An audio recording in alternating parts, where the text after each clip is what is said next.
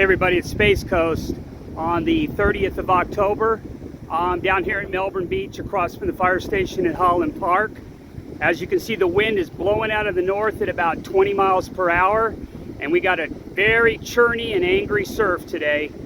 There's warnings all the way around as you're going down towards the beach saying no swimming, please no swimming because of the riptides. But I can look right out here and I can see a slot that you could actually fish in, even though it's really grindy. It looks like it's within 30 to 50 yards of the wash. There's a spot that there's fish.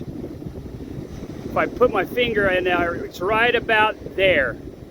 It's where the fishing is. All along there is where there would be some fish, where there's some deeper water and the fish are hanging out in there. But I'm going to continue on down to Sebastián Inlet.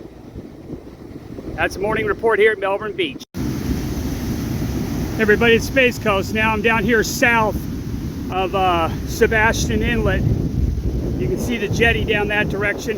And you can see a crane there in the distance.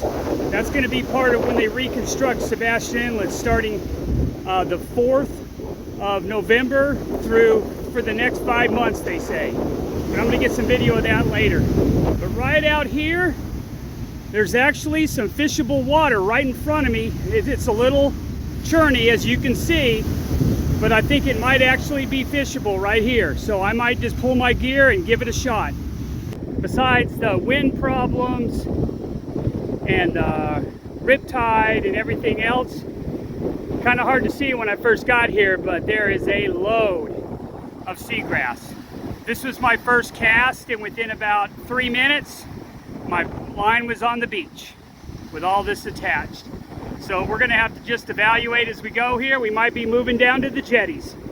South of Sebastián Inlet, about a half a mile, just past where the entrance for the campgrounds are. Tried fishing for about 15-20 minutes.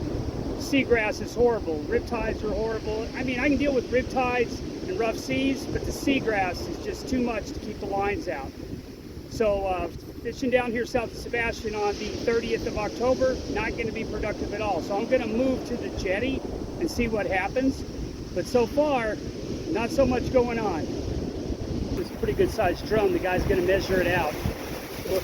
Oh, I know it's legal. Oh, yeah. 21 inches? Yeah. 21 inches. Yeah. So there you go, 21 inch black drum caught down here at Sebastián. Another nice catch down here, using these live jacks for bait down here at Sebastián, catching these Goliath. Cool.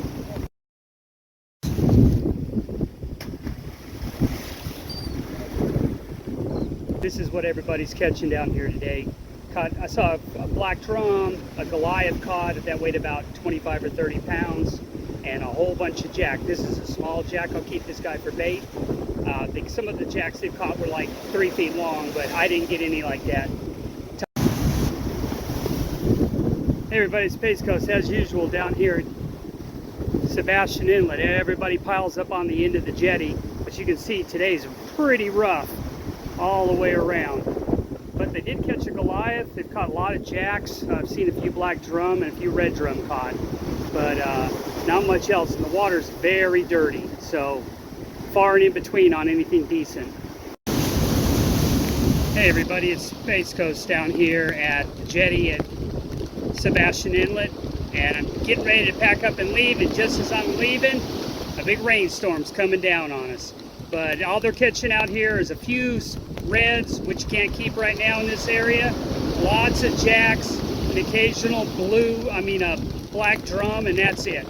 But all I caught today was jacks and catfish. So if you're going to come down this direction, the water's still rough and dirty and lots of seagrass along the beach. So you might want to wait another few days to hit the beach, because this water doesn't look like it's going to clear up anytime soon.